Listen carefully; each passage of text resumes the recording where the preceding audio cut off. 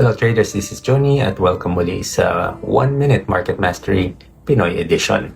Ngayong araw, pag-usapan natin ang dahilan kung bakit karamihan sa mga trader ay natatalo sa unang taon ng pagte-trade. Una, inconsistency. Maraming baguhan ang palipat-lipat ng strategy. Sabi nga nila, a master of many is a master of none. So mag-focus muna sa isang strategy at pag-usayan ito ng todo. Sunod, ego.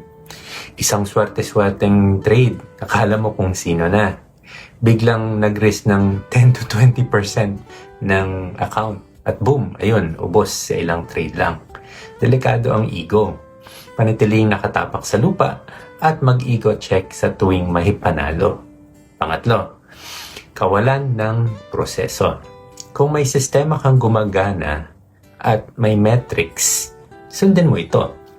Mag-trade sa parehong oras araw-araw, gamitin ang parehong strategy, parehong risk management, parehong mindset.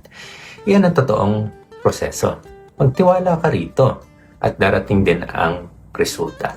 And that's 1 minute. Like and follow for more 1 minute market mastery.